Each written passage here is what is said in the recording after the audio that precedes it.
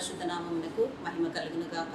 ప్రభువును రక్షకుడు మనకు తోడై ఉండి ఆయన ఆదరణతో ఇచ్చిన వరకు నూతన దినాన్ని మనం అందుకొని ఆ పరిశుద్ధ వాక్యమును వింటూ ఆయన దీవెనలను అందుకొని ఆయన మహిమపరుద్దాం. దేవాది దేవుడికి స్తోత్రములు. మీ అందరికీ కూడా ప్రేయలాడండి.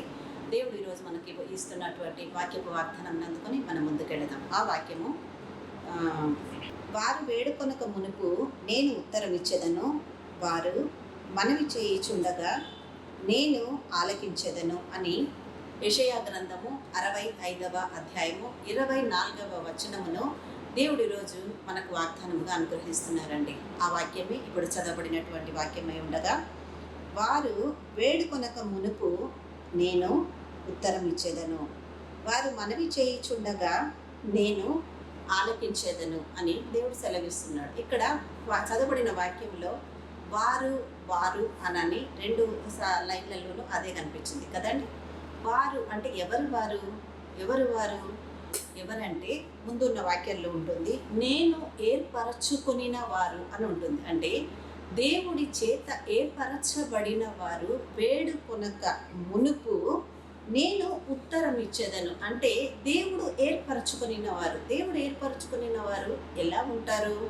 ప్రతి విషయంలో కూడా దేవుని మీద ఆధారపడి ఆయన కృప పొందుకుంటూ ఆయన చేయు ప్రతి కార్యమును బట్టి నిరీక్షణ కలిగి విశ్వాసముతో ఆ పరిశుద్ధుని ఎదుట ఎటువంటి భయము బెరుకు లేకుండా, ఆందోళన లేకుండా, సందేహము లేకుండా దేవుని మీద ఆధారపడి ప్రతి విషయంలో దేవుణ్ణి కనపరుస్తూ ఆయన ముందు కొనసాగేవారై ఉంటారు. కాబట్టి ఆ ఏర్పరచుకొనిన వారు వేడుకొనక ముందు ఏమై ఉన్నారు? నేను ఉత్తరం ఇచ్చేదను. అంటే ఏర్పరచుకొనిన వారు ఎలా ఉంటారు అని దేవుడు మనతో ఇందాక మాట్లాడిన మాట ప్రకారము, అంటే వేడుకొనక ముందే దేవుడు ఏర్పరచుకొనిన వారు ఇంకా తమ భారం అంతా దేవుని మీద వేసి ఉంటారు అని ఆ దేవాది దేవునికి తెలుసు. కాబట్టి ఆయన అంటున్నాడు, అట్టి వారు వేడుకొనక మునుపు నేను వారికి ఉత్తరం ఇచ్చేదను. అంటే నేను వారు వేడుకుంటున్న ప్రార్థనలకు వేడుకొనక మునిపే నేను జవాబిస్తాను అని దేవుడు మాట్లాడుతున్నాడు.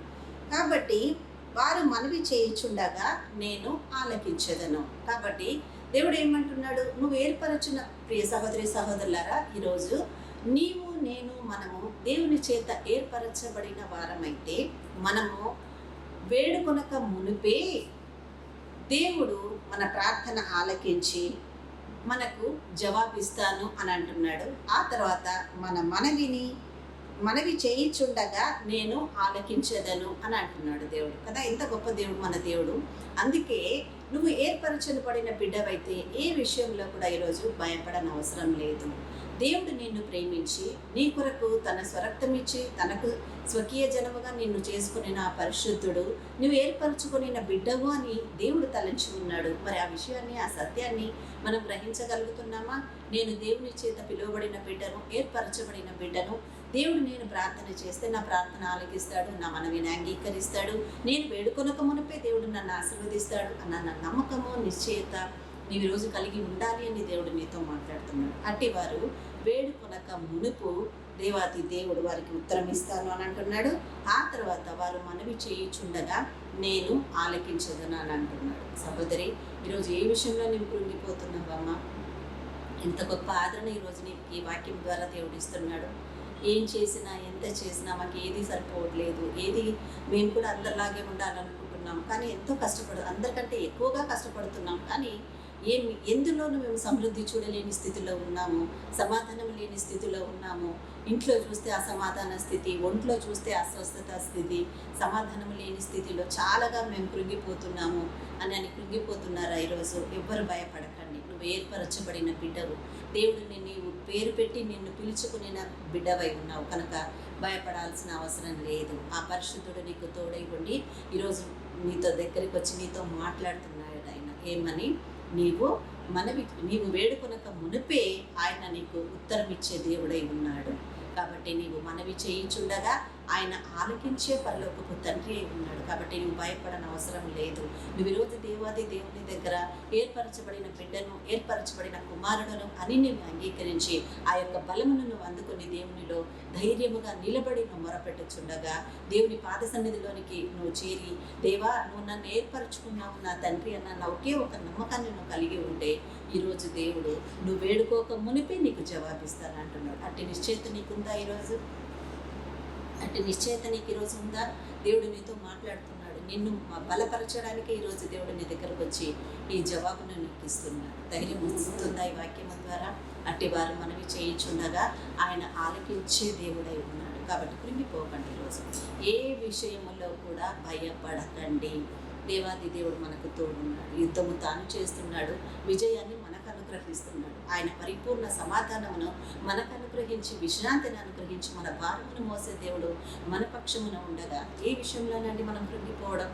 దేవుడు మనల్ని ఆదరిస్తూ, మనల్ని బలపరుస్తూ, ఆ దేవాది దేవుడు ముందుకు కదిలింపజేస్తూ ఈరోజు నువ్వు ఏ భారముతో ఉన్నావు, ఎటువంటి స్థితిలో ఉన్నావు, కృంగిపోకు నాన్న. నువ్వు ఏర్పరచబడిన బిడ్డవమ్మా, నువ్వు నా చేత పిలువబడి ఏర్పరచుకుని నా కుమారుడు అయ్యా, భయపడకు నువ్వని నీతో మాట్లాడుతున్నాడు. దేవా, సమాధానం లేని స్థితిలో ఉన్నానయ్యా, అసంపూర్ణ స్థితిలో నేనున్నాను ప్రభా. నేను ఏది చెప్పుకోలేని పరిస్థితి, ఇంటికి యజమానిని, నా భారము బాధ నాలోనే ఉంచుకొని నా తండ్రివైన నీ ఎదుట మాత్రమే నేను నీ ముందు వెల్లడించుకుంటున్నాను ప్రభా. ఏంటయ్యా నా ఈ జీవితం అని చెప్పి అడుగుతున్నావా బ్రదర్? దేవుడి రోజు నీతో మాట్లాడుతున్నాడు. భయపడకండి, కృంగిపోకండి. నీవు ఈరోజు దేవుని చేత ఏర్పరచబడిన బిడ్డవని మరొక్కసారి దేవుడు నిన్ను బలపరుస్తున్నాడు. అందుకే దేవుడి రోజు నీ ఎద్దకు వచ్చి నీతో మాట్లాడుతున్నాడు. ఏర్పరచబడినటువంటి దేవుని బిడ్డలు ఆయన పాద సన్నిధిలో ఆయన దగ్గరకు వచ్చి అడగక మునిపే ఆయన ఆశీర్వాదం నిచ్చి దేవుడు నిన్ను ఆశీర్వదించబోతున్నాడు. నీకు ఉత్తరం ఇచ్చే దేవుడై ఉన్నాడు. అట్టి దేవుడు మళ్ళీ నీ దగ్గరకు వచ్చి మీరు ప్రార్థన చేస్తుండగా, మనవి చేయించుండగా ఆయన ఆలకించే దేవుడై ఉన్నాడని నీతో మాట్లాడుతున్నాడు. ధైర్యం వచ్చి ఈ వాక్యము నా కొరకే ఈరోజు నా దేవుడు పంపించాడని అందుకోగలిగితే అద్భుతాలను నువ్వు చూడగలవు. ఇటు ఈ వాక్యము మనందరి జీవితాలలో ఫలించి దేవాది దేవుడు ఆశీర్వదించును గాక. ఆమేన్. కళ్ళు మూసుకున్నట్లయితే ప్రార్థన చేసుకుందాం. హల్లెలూయా, హల్లెలూయా, హల్లెలూయా, హల్లెలూయా. స్తోత్రం, స్తోత్రం, స్తోత్రం దేవా, స్తోత్రము నా యేసయ్య. తండ్రి మీకే వందనాలు. ఇచ్చిన గొప్ప వాక్యమును బట్టి మీకు వందనాలు ప్రభా. యెషయా గ్రంథము 65వ అధ్యాయము 24వ వచనము ద్వారా మీరు ఈరోజు మాతో మాట్లాడుకున్నారు ప్రభా. వారు వేడుకొనక మునిపే నేను ఉత్తరం ఇచ్చదను, వారు మనవి చేయించుండగా నేను ఆలకించదను అని నీవు సెలవిచ్చావు తండ్రి. అవునయ్యా. అయ్యా, ఎవరా వారు అని అంటే నీ చేత ఏర్పరచబడిన వారు తండ్రి.